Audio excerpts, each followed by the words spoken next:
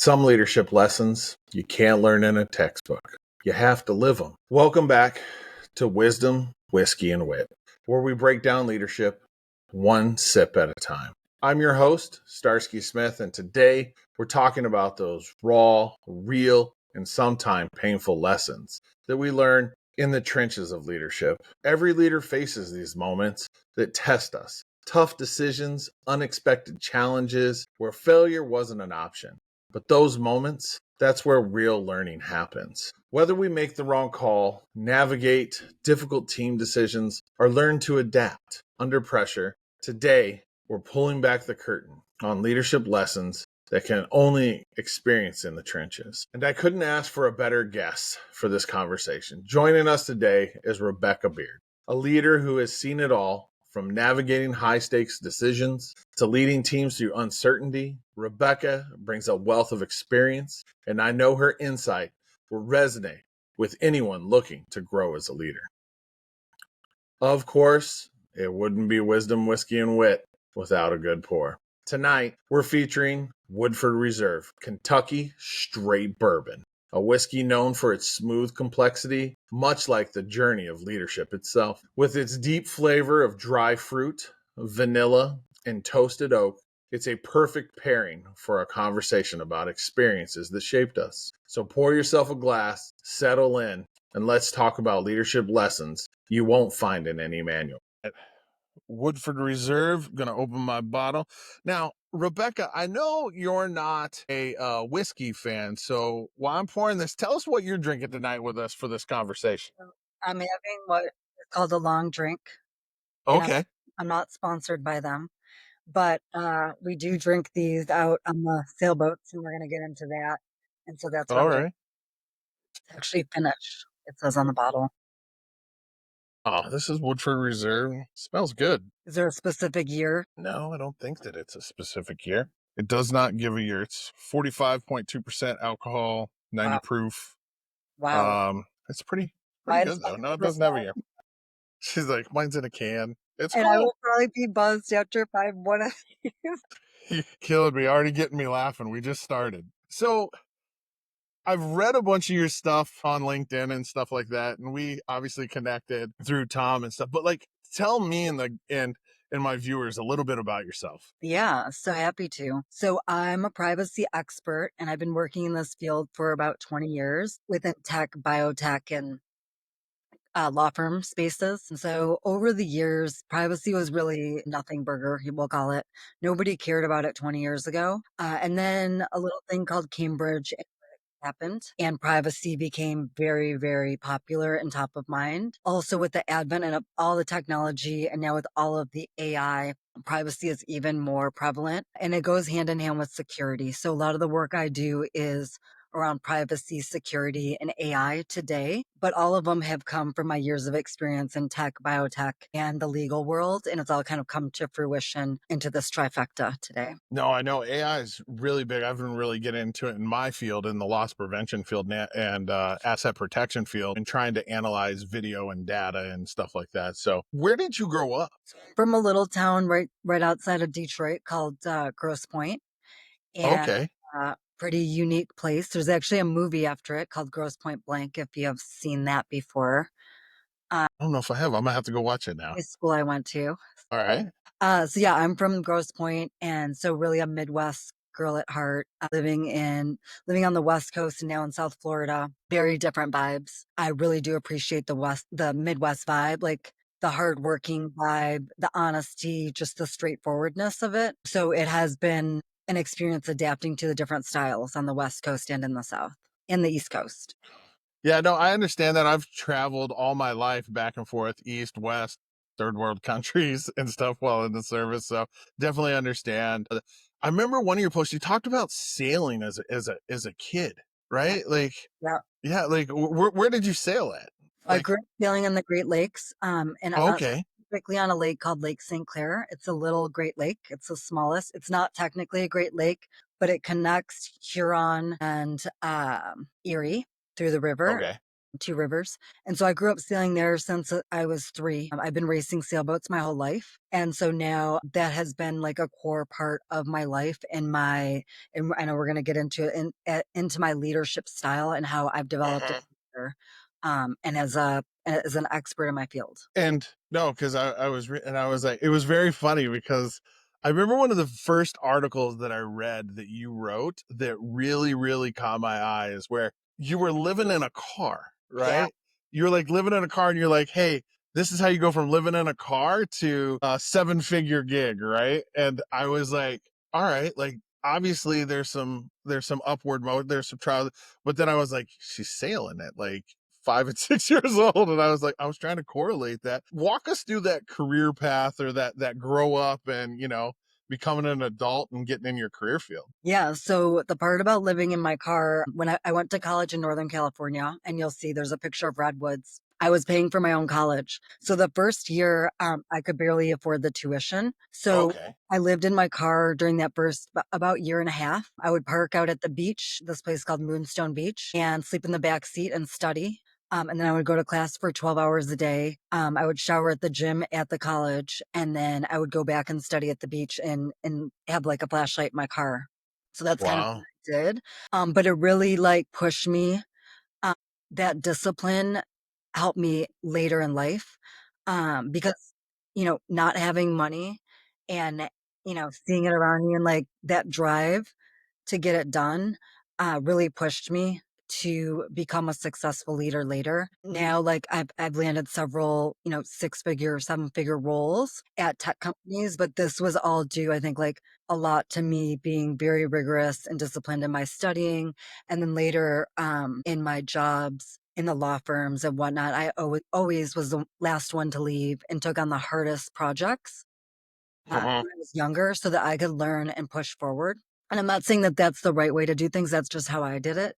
So yeah, that's a little bit about that story. Well, that's definitely, and like I feel like today so many kids, even my kids, I'm terrible at it too, trying to give them everything, and not building that resiliency. I'm going through that right now with my 18-year-old, trying to get her to do her own thing. Um, Teacher as well, so I can definitely relate to that. like dad's doing okay, you're not doing okay. And I fly first class. Well, I have any money. So I think you're gonna sit and coach and I'll be a few seats up Yeah. because I got The upgraded yeah. So you went to what's that? Didn't you go to Yale also for business school later in life. for Yeah. business school later? Yeah. How was that? Amazing. So just the experience and the connections are invaluable. And I really did appreciate like having work experience and being able to relate to like experiences in the job. I waited about 10 years after undergrad to go to grad school to then be able to understand like really what they were talking about and apply it to real life. I felt like if I would have gone to grad school right after undergrad, it would have been really difficult to like have the experience to ask the right questions and really apply it to my business experience. And so that was a really awesome experience. No, I Yeah, glad I no, waited. I agree with you on that because like it's totally different looking at a P&L like in a classroom and being like this is how it should work and then how it actually works in the real world. And like I always dig into it and I try to explain it to people is like a lot of times people are looking at P&Ls and stuff and they're like I spent 10,000 last year, this month I spent 10,000, like next slide I'm moving. And kind of what I do is I'm like, yeah, we spent $10,000, but what did we spend it on? Was it a good 100%. spend or a bad spend? So and that's what I look for. And like people sometimes they don't teach you that in school. Like it's spend, but like is it good spend and stuff like that. But yeah. Yeah, one of the So things that was really cool that a class that they taught was multicultural uh, experiences. And I didn't realize this. So I'm like, I've only just worked in the US. So I show up at this job and they're like, you have a team from India and they're starting today. And I had no idea how to like manage that because there are a lot of cultural differences and ways of working with different countries, right? And so when I uh, was at this company, we had 52 offices globally. So there were a lot of cultural differences between France and Korea and India. And so that class actually really helped me prepare for that experience and how to deal with like the different culture things because, In some countries, I find out, like in Israel, they don't work on Monday, I think it is. There's some weird schedule and they work on Saturdays. So like these different things that you find out about and you have to like cater to and run the business around um was super interesting and really helped me.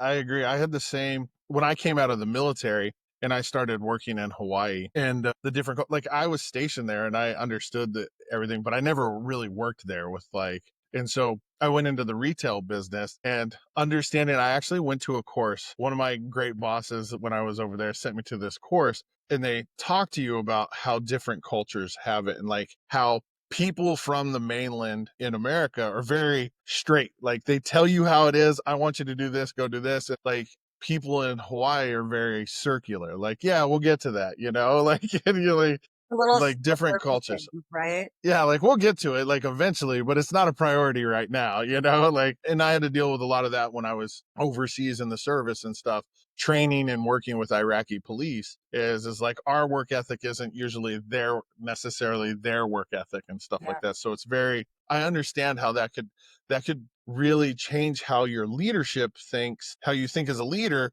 when you're dealing with people that don't necessarily think the same way you do, Yeah, you and know? it's good to have that, like, pre-training, I'll call it, to understand what you're gonna be up against. No, yeah. So, like, what are some of the leadership lessons you learned coming up, like real young, where stuff you messed up or that help you now? Yeah, I always go back to sailing because that's, like, the core of my leadership style, what I've learned on the sailboat. So, on a sa and we're racing sailboats. So on a sailboat, everybody's gotta be in sync, and one person messes up one rope, we're our race is screwed, right? So everybody has to be collaborating, everybody has to be communicating, everybody has to be on the same page, and that's exactly how I like to run my team. So we have one goal, one vision, and we have to be working all towards that same thing. When you have one person going off and doing something, doing side projects or sidebarring with different executives and not on the same page, that's when things start getting messed up, right? Okay. Making sure we're working as a team, we're over communicating, I tell them, and we're all working towards that same vision. And sailing, it's winning the race. On the team, it might be launching a new product. So when I was at Meta, we launched a product called, I was part of the team that launched Ray-Ban Meta smart glasses. Okay. I have them somewhere here. I just had them over here. We're all working towards getting that product shipped, making sure it's privacy preserving and we're protecting people's privacy and people have a good user experience with the product, and especially with the AI. So we're all working towards that one vision and getting that product shipped. And again, it's highly collaborative. And if one person isn't collaborating, the wheels fall off pretty quickly. Do you find, because sailboating is very old school, right? Like it's very old. Do you find that technology makes it harder for your collaboration or does it make it easier? Because sometimes it can, sometimes it can't. Tech on the boat. No, well, no, tech in your industry, you know what I'm saying? It's like it's the same thing. Like if you can touch and feel each other when you're on the boat, you know what I'm saying? You can see what the other person, and when you're in the technical atmosphere where you guys are building Ray-Ban glasses and you guys are supposed to be speaking the same language and stuff like that, like do you find the communication easier or harder on the boat versus in the office? Yeah, and so with these teams, they're pretty segregated teams. So we know that this is the team, like the Tiger team, we'll call it, Mhm. working on this product. And this isn't like a few month product. This is a few years that we worked on this product. Okay. So there was a lot of offsites, a lot of in-person time, and a lot of you know, weekly meetings. So we're all very closely aligned on what the outcomes were and what the objectives are and like building towards that. So I think it was, even though it's tech, it was a very close collaboration. It had to be, especially with the timelines we had for that type of hardware product. Hardware typically takes a lot longer than a software product, and Facebook is known for moving pretty fast in general. So I think like we were one of the first to market for smart glasses, minus the Google fiasco, Google. which kind of didn't really take off. I think right now, Ray-Ban smart glasses are the number one smart glasses in the world. So it's pretty Okay. amazing. Yeah, to see that. Do you like them? Love them. I use them every I day. I haven't tried them yet. You haven't sent me a pair. They're great with kids, Hint. especially with sport. So I can Okay. the boat and be wearing them and film my son sailing. He sails too. I can go out. I can play tennis. I can record while I'm with a coach and then go back and watch it. And it's really great for anything like live motion because you're wearing, Okay. not like holding a phone trying to record. Well, that's pretty cool. That's very interesting. That I'm gonna have to try them. How much do they cost? They're $2.99. Well, that's not too bad. Have you ever had any leadership challenges as you're going through your career that just caught you off guard? Like it was like out of left field? That's a good one. Let's see. Well, when I was in biotech, I was there building out multiple programs, and I said, hey, we need to spin up a segregated privacy team to launch across all of our offices in a few months. And most companies have Okay. been preparing for this for years because it was an EU regulation coming out and knew about it. And they said, you have this much time to implement this across the whole company. And it needs it needs to be perfect because we can't get sued, right? That's always good not And to we get did sued. it. And I mean, it caught me off guard that they kind of pulled me up from what I was doing to run this pretty last minute. And of course, I was honored to do it and take it on, but it required like flying to the UK every month, having global calls. I mean, it was around the clock. And I had to hire up a team of about 25 people within a few weeks. I learned about OPEX and CAPEX really quickly. And so it took me off guard, but it was an amazing learning experience for me that I leverage today still, that really catapulted my privacy career and my expertise. No, I gotcha.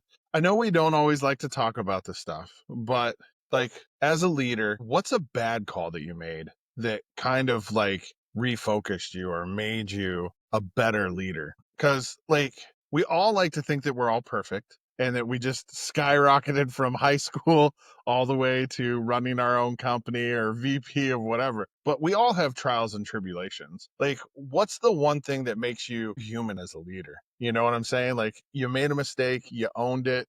Like, what is that? I would say not firing fast enough. So there was a person on my team. Okay.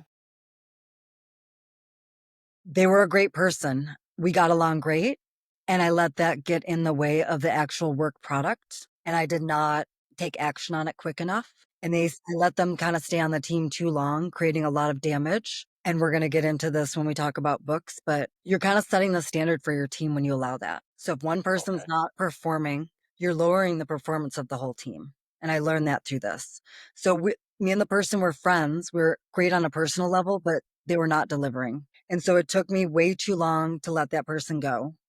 Once I finally did let that person go, I found all the damage that had happened. And then I saw the performance of the team go like that because that one person was bringing everybody down. No, I agree. When I talked to Tom on my last podcast, he was like, "Yeah, friends and family, like don't hire them, you know, or like people, you know, you can be friendly, but like, yeah, no, I get that. You know, sometimes you got to let people go, and it's hard. It's hard as a leader because you want to think that you made a good hire, right? But yeah, no, sometimes we're all human. We make bad hires. It's just one of those things. And hiring the wrong bad hires are also very detrimental, and we've all done it. And so that can be pretty painful too. No, I get that. So, who's the real mentor in your life? Or like who did you look to growing up? So I would say one of my biggest mentors growing up was my dad.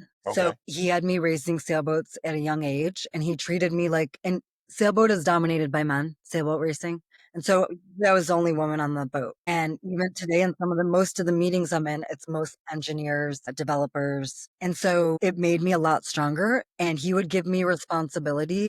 I was like, say, 8 years old. He would give me the same responsibility as a 35-year-old man. And they'd be like, how is she going to be able to do that? Well, I would, use the power of a winch or other tools to pull in that same line or steer the boat or launch a sail. So I think like treating me the same as everyone else, I wasn't treated in any special way, gave me that grit and that kind of responsibility and like really the confidence to take me further in life.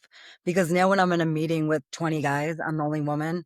I don't feel like I'm different because I'm a woman, act the same. Of course, as a woman, I've had guys approach me and this and that in the work setting, and I always keep it very professional and I always keep it about the business. So that's really helped me across my career. No, I agree.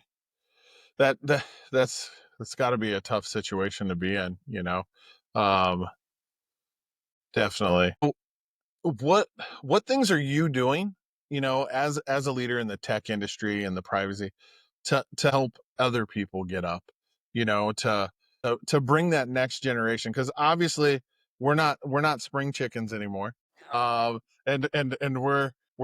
we got to pass it on to the next generations, and obviously they look at things differently. So, like, what are those things that you're doing to leave a legacy and groom that next generation of those AI and those privacy people? Yeah, great questions. I do a lot of mentorship with women from Okay. when I was at Meta, I ran women at what we call PCP. So I ran a group to help mentor women. So directors and above help mentor junior women in their career to help them move up. At Dropbox, I ran a program for all 12 offices across and at Gilead Sciences across all of the company to help women get mentorship from senior leadership. And that's looked a number of different ways. Today, I mentor several women looking to progress in their career. I also help a lot of women get their foot in the door. So if people need help with interviewing or preparing their resume and they reach out to me, I'll help them do that. And specifically getting into tech, because I think getting into tech is a lot harder for women than Okay. it is. Most tech firms are dominated by men, and most of them are led by men. So that's something I'm very passionate about, and very passionate about seeing more women in leadership roles. Why do you think the industry is dominated that way? I'm just curious. Yeah, so most tech founders are men, and they're going to hire people that look like them. And somebody once told me, they go, if you don't see someone who looks like you in a leadership role at that respective company, you're not going to get a lead position in that company. And they were 100% right. So one of the people that actually mentored me at Meta was also Mexican, which I'm half Mexican, and someone Okay. who actually gave me real feedback to help me get to my next level. I shortly thereafter got promoted, but they actually were like, Rebecca, this is what you need to fix. These are the things you're doing wrong, and change this. And literally I did, and I got promoted. But, it's hard to get the right feedback. And that's a really, really important thing. If you're not getting feedback on what you're doing wrong, you're not going to be able to course correct to get to the next level. And so that's Yeah. something I see a lot of too. Like, people are just not getting the feedback, and they're being lied to effectively, No, because if you don't tell somebody what they're doing wrong, they can't fix it. I 100% agree with what you're saying. I've also found that you as an individual, and even myself as a leader, sometimes hearing it from other leaders, like, you have to be open to that open conversation, right? Because otherwise it's just falling on deaf ears. If someone's just talking to you and telling you what you're doing wrong, but you're not willing to listen. Like, if your first inclination is to fight back, Mhm. then it's probably true, right? Like, what they're saying about you is probably, if you're coming out fighting right out the gate, like, 100%. you're not showing up to work. Well, I only showed up not to work one. Well, no, you probably showed up work late more than one time. All right. So, Yeah. no, I agree with that. That's very interesting. So what are you doing now? So now I focus on implementing AI into companies with Okay. privacy and security in mind. A lot of there's AI everywhere, and companies are like, oh, let's just buy, the latest and greatest. Well, there's a little problem called privacy and security. So imagine you have an employee using ChatGPT. They just type in ChatGPT online, and they start uploading company documents that have confidential information or trade secrets or IP that your company owns. Well, the minute they're uploaded to that software, and it's not done in a protective manner in a closed environment, you're giving up those IP rights, as an example. So I Okay. help companies bring in the right AI tools to help them build a better business, more efficient business, better tooling, but also build the privacy and security around that. So, question, because I'm a little dumb to this, right? So I upload something to AI like ChatGPT, right? And so who has access to that data once I've uploaded it? OpenAI, and they can OpenAI has access to it. you're So, just using the off the shelf OpenAI, even the paid subscription. The privacy policy states that data can be used for data training. Now that data is in their so it's in their control. Now, have they ever been found to, I don't know, to sell that data or leak it to like, how would that work? I'm There's lots of just different curious. ways to now go and find that data, because I can go search. Okay, say I work at Sony Pictures. I'm just making this up. Somebody Okay. uploaded some IP document for a new patent we're going to create. And I go search how to create a motion picture. I don't know. IP for AI data training. I'm just making this up. That might pop right up. I don't know. You really need to be careful. Yeah, that can be found. I also just saw an article where they had two different agents unlock some major security checkpoints within a company by using two agents against each other. They were able to hack into a company. So yeah, there's going to be a lot of challenges coming up, especially with the advent of AI agents. Yeah. And companies, I do not think, are prepared for this. They want to use the technology, but they just don't have the awareness and the knowledge to implement it correctly. So that's somewhere like, well, my team will come in and help them do that. That's cool. You come in and make sure that it's all their stuff's locked down, especially for like, I'm guessing you're looking at startups and stuff like that where the stuff is very technical, or like what kind of companies are we talking about? All kinds of companies. I would say like more traditional type companies are Okay. like really, really popular right now because think about it, like even a hardware company, old school type companies, they want to make things more efficient. They want to automate things, but they don't have the team to do it. Yeah. Tech companies, they're a little more savvy. And then even tech companies, think about like, your storage companies, this and that. They want to implement more AI, but they may not have the privacy and security teams to do it correctly. No, I agree. Because I remember when AI first came out, and like we quickly got a policy at my company and was like, you're not allowed to use it on our systems. You're not allowed to do any of this. And then they went behind the scenes and developed one for us in that. And so I've been spending a lot of time uh, looking into AI and in different aspects and stuff for my job. But yeah, no, I agree that there's a lot of. I don't think that it's going to be like the Terminator, like it's going to go live and it's going to take over the world. But I think that it's definitely going to make our lives a lot easier. It helps with writing stuff, and like I know that our AI that we have in our company. Like, you ever got one of those emails where it's like 20 people long, Like, you could literally just take the whole email, put it in there, and be like, hey, tell me what they're asking for me. Like, what do they need me what am I trying to do here? Instead of reading 20 levels down, and it'll just tell you, like, hey, they're looking for this. This is okay. Like, let me answer that The question. I can summary, answer that. Yeah, it's super great. No, I like that stuff. So you're right. What's the company called? Wolf of AI privacy. Yeah, yeah, and you can find that on what, Instagram? Instagram, YouTube, TikTok, All right, we you're on have a everything. as well. Yeah, you're doing all kinds of crazy stuff out there. So, yeah, no, that's cool. And you said something about a book earlier. What was that about? Yeah. So one of like and I've yet to meet him, maybe somebody you can have on the podcast, Oh. Jocko Wilnock. So he's ex-military. The They came, Navy SEAL Jocko? yes. Yeah, okay. I know who you're talking about. Yeah. What about him? Favorite book is Extreme Ownership. My favorite like leadership book. I read it Okay, yeah. twice a year. I review it. Just so many important, like after I read that book, I'm like, okay, I know what I'm doing wrong. Cause I had some things happening on my team and I'm like, okay, this is what it is. And I quickly fixed it because of his advice. And what I wrote it down, one of my favorite quotes, because I wasn't going to remember it, is he says, it's not what you preach, it's what you tolerate. And that's 100% true. And what I talked about earlier, having that one person on the team wasn't performing, but it's what you actually do. If you say you're going to do something and don't do it, you're setting the example for your team. If you say, I hey, agree. I'm going to send that recap email after this meeting and you don't do it, if you don't show up, for your team, he talks about this in military practices where your life is at stake and, very different than like our business day to day. But it really rings true because if you're not showing up for your team and if you're not going that 100, giving 110%, neither is your team. So in leadership, that is critical. And I've seen I can't talk now, several instances of it come to fruition. It's the lake water you're drinking. Right?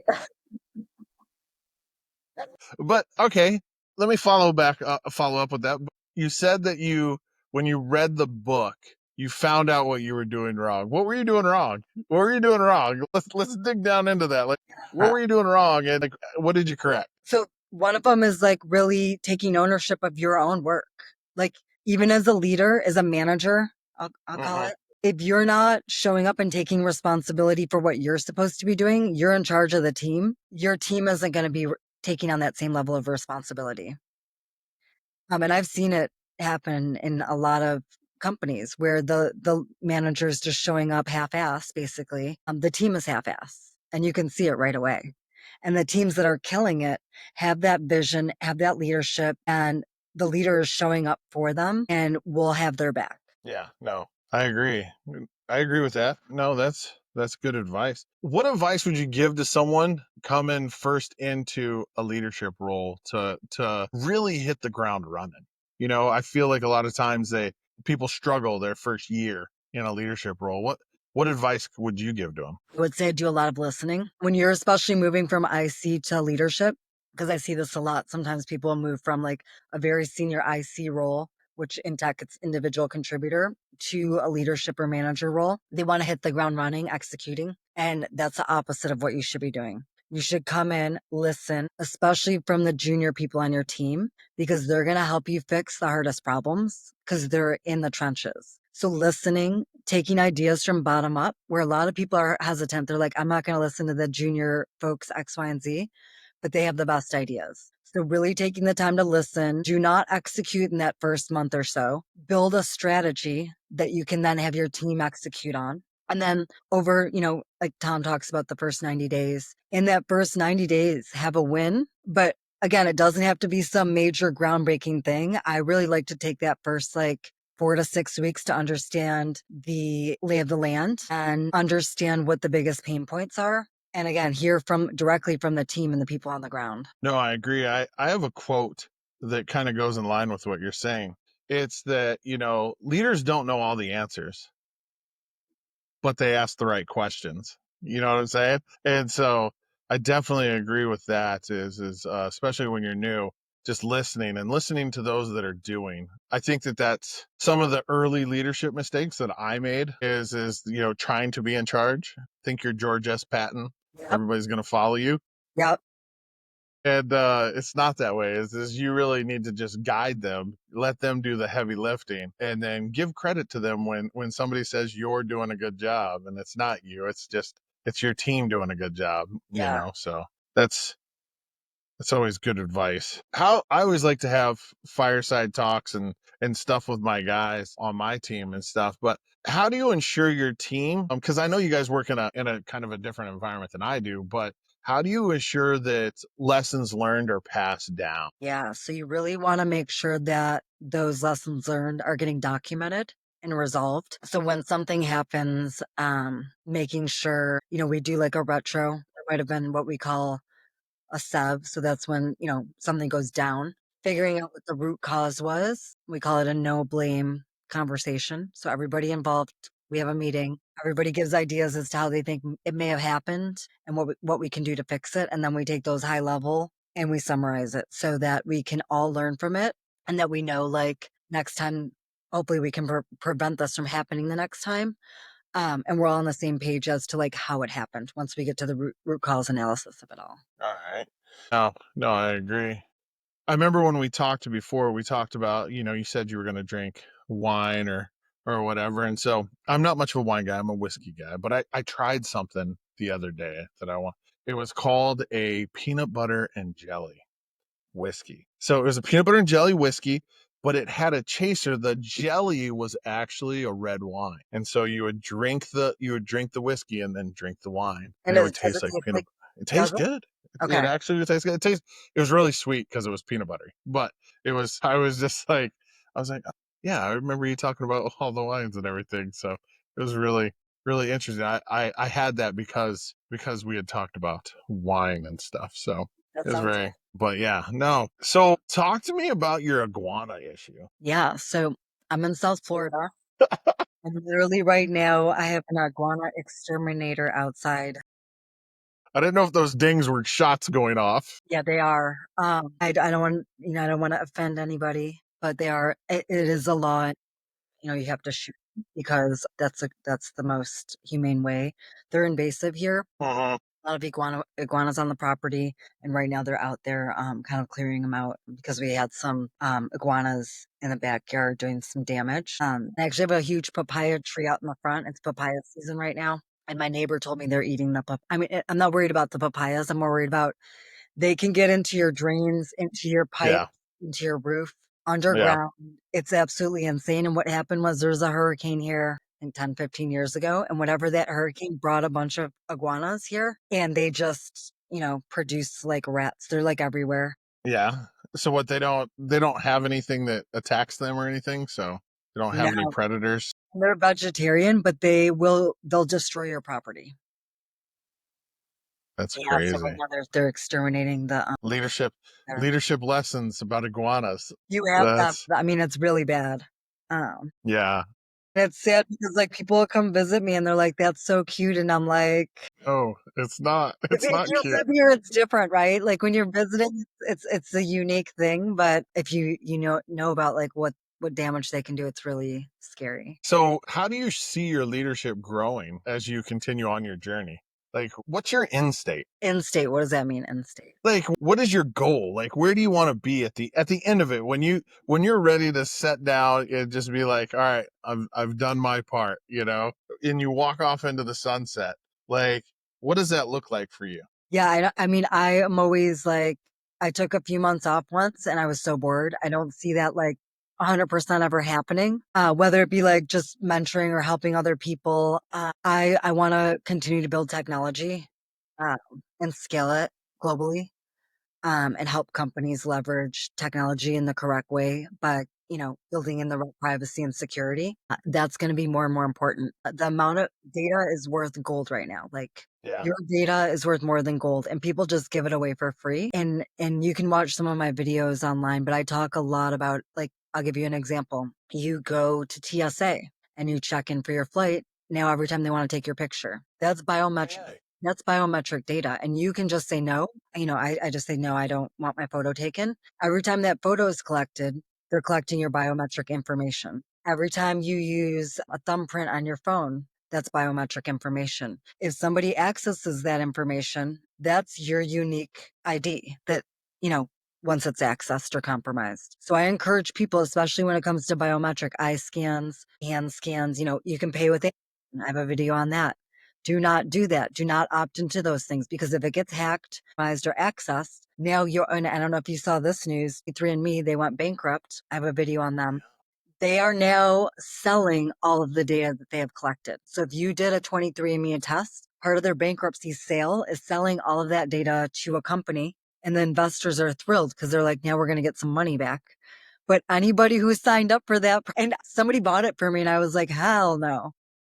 Yeah. Your DNA data, again, it's your unique identifier. Anything that's unique to you, do not just give it away for free. Opt out of it because if that gets accessed, you really can't get it back. So how do we protect ourselves from that? As technology grows and grows, it's going to push further and further to that, So is there going to be a tipping point where like it's not your data anymore? Like cuz I know that like they're talking about implants and all kinds of crazy stuff in the AI world, and how does that work all into that?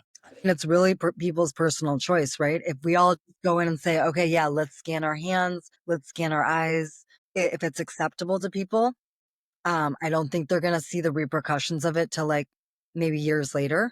All right. But if people don't opt into these things, I'm shocked at the airport that people just walk up and everyone's like, here, where do I look? And I'm like, I'm just shocked because I've seen the dark side of how this data is used. Yeah. And so I'm definitely not somebody who's like, sign me up for this. And in places like Europe, Brazil, Korea, your data is protected as a citizen. They have a lot of rights around your data. Okay. So if you do business in Europe, you're responsible for, if I request it in California, even has this. If I want to delete my data, that company has to delete my data or give me a copy or show me why they're processing it still, Okay. or they can get fined. So certain places do have protections, and I think we are going to see more and more protections in place in the future. But right now, there are some countries with very strong protections. Why do you think we don't? The U.S., so we have Yeah. what we call a patchwork of privacy regulations. Uh-huh. Like half the states in the country have passed privacy regulations, while the other half have not. Like Florida doesn't have one, but we do have a Children's Protection Online Act where they can't sign up for a social media account till they're 14. So different states have implemented different laws. Under Biden, we almost passed a US privacy law. It came into fruition like during the end of his term, but it never got passed. And that would have been an alignment across the whole country. Right Mhm. now, the privacy professional is very difficult because each state has a different law. Yeah, So no. Texas and Illinois, for example, have the strongest biometric laws in the country. So if your biometric data's basically it can't be collected because so many companies have been sued in Texas and Illinois for multiple billions of dollars. Illinois, like I'll give you an example. Sephora had an app. They would like scan your face and to figure out what foundation color you needed. Okay. You were fined per instance of scan for that not gathering consent to scan your face because your face is a biometric. Yeah, no, I've seen that in the AI, when they're doing faces and stuff in CCTV and stuff like that, to be able to see if people have come into your store multiple times and stuff. It's easier to do it. But yeah, no, that's interesting. I didn't know that, but I did know off the class on Tuesday about the palette thing. I learned that in our training about what colors are good for your And skin blue tone. looks good on you. Was blue one of your colors? I don't know. I haven't downloaded the app, but thank you for telling me. I think it's because I have blue eyes, but my wife always loves my blue eyes, so she always dresses me in blue. So Well, I don't know. she knows so you have somebody helping you. You Mm, can upload your headshot into yeah. the web app and it tells you Yep. what I did it and it tells you what colors. I pretty much wear white every day because I live in Florida and it's so hot. So my wardrobe consists of all white clothes. It's very easy. How do you keep it clean? Just wash it. It doesn't really get, I mean, it gets dirty, but it's pretty simple. I don't have to make any decisions. I'm like, All what are right. you wearing today?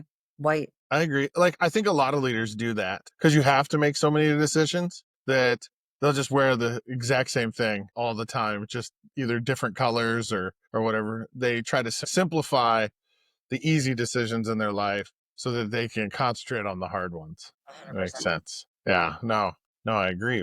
I agree with that. But so what leadership lessons would, if you had to give me a leadership lesson, what would it be? I would say lead with love. It sounds like really cliche. Lead with love versus fear.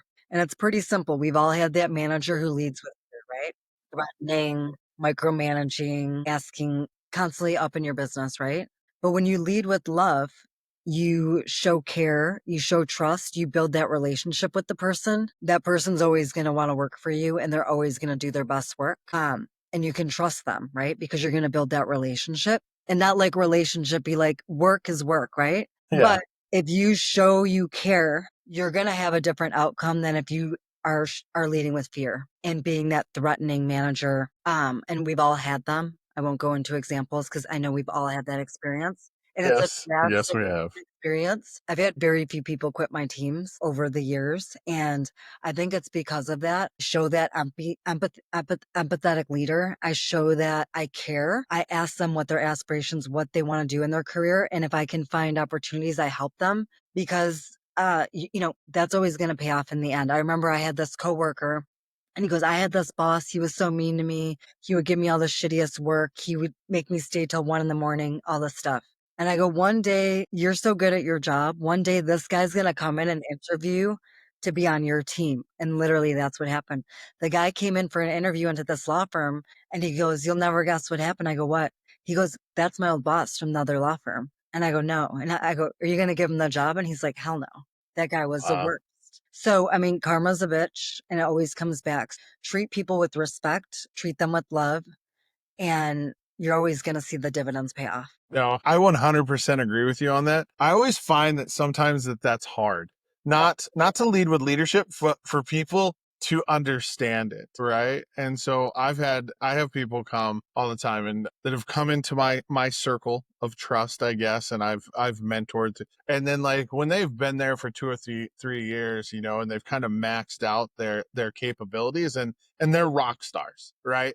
Like all in all purposes, they're rock stars. And then you're like, hey, like we need to start looking for you for something else. You know what I'm saying? And it might not be here, but we need to prepare you and they're like, you're telling me to leave the company? No, I'm not telling you to leave the company, but I'm just saying, like, if an opportunity arises, like I'll support you taking on that role.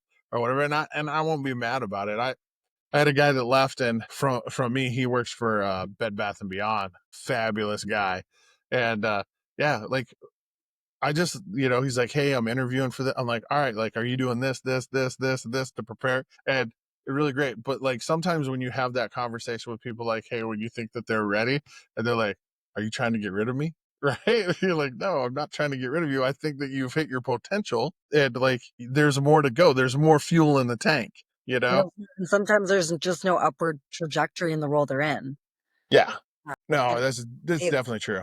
important. No, and I think it's also just as important for the employee to be as upfront and honest with you on like where they're at in their career. Cause I've had guys that are rock stars also, and they're like, this is all I want to do. Like that, this is it. Like all I want to do is do data, or this is all I want to do is investigations, or that I don't want to be in a leadership role. And that's fine. But, have those honest conversations with leadership. And sometimes I find that hard on both sides of it, leaders having that conversation and then employees giving that feedback. Like, no, that's great. But like, I just like working here. Yeah. That's It's just fine too. like, I mean, I feel yeah, like you build that trust with them. It's really easy to have those conversations. It doesn't happen in the first couple conversations, but if they can trust you, that's critical to success. no, I agree. So what other insights do you have for us, Rebecca? Let's see. I won't go too far down the privacy rabbit hole because I can talk about that for hours. I do encourage folks to watch my content because I just give tons of advice on how to protect your own data. And then I talk a lot about AI and how data is being trained on and whatnot. So the more data that you have out there, the more, and you can opt out of a lot of it. And I show people how to do that well. Yeah, I would say one of the things I would encourage people to do, and somebody gave me this advice, was it's okay to take a step down to move up. And this Okay. was a really hard one for me. So I left biotech and I took a step down to go into tech to learn how to build products.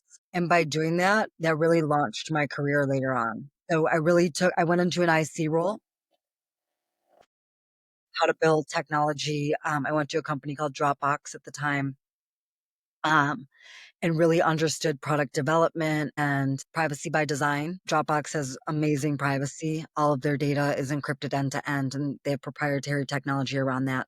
So learning all of that helped me move up into a FANG role later. So I did take a little bit of a step back to learn. Yeah. But because people are scared of that. They're like, I'm not going to go take this like little role, but you need to understand and build out like your career vision. Where do you want to be in the next 5 to 10 years? And that may not be like a straight line.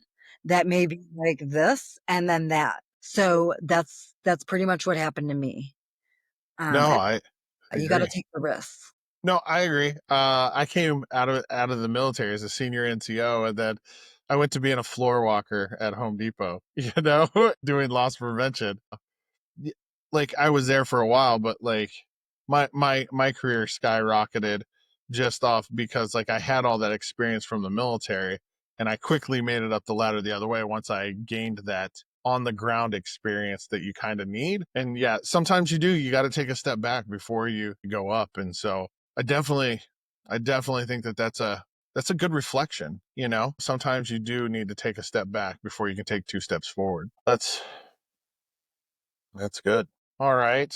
Well, Rebecca, thank you for sharing your insights and stories and hard learned lessons. I know our listeners are walking around with powerful takeaways that they can apply to their own leadership journey. Much like our featured whiskey, Woodford Reserve, great leadership is about complexity, patience, and the willingness to refine over time. It's about learning from the trenches and emerging stronger, smarter, and better prepared for what's ahead. Rebecca, where can listeners find you? You said TikTok, IG, Instagram. YouTube at Wolf of AI Privacy. All right. I A want to wolf of AI privacy. Yep, and I really want to thank you, Starsky, for having me on the Wisdom Whiskey and Wit studio today. It was super Oh, fun, and hopefully we can have whiskey in person one day here at one of our meetups. definitely, definitely. All right. So, Ed, everyone listening, I want to hear from you. What are your leadership lessons you learned the hard way? Drop a comment, send a message, or tag us on social media with your story. If this episode brought you value, be sure to subscribe, leave a review, and share it with someone who needs to hear this conversation. Until next time, keep leading, Keep learning, and remember, leadership is distilled, wisdom is shared, and stories are worth savoring. Cheers. Cheers.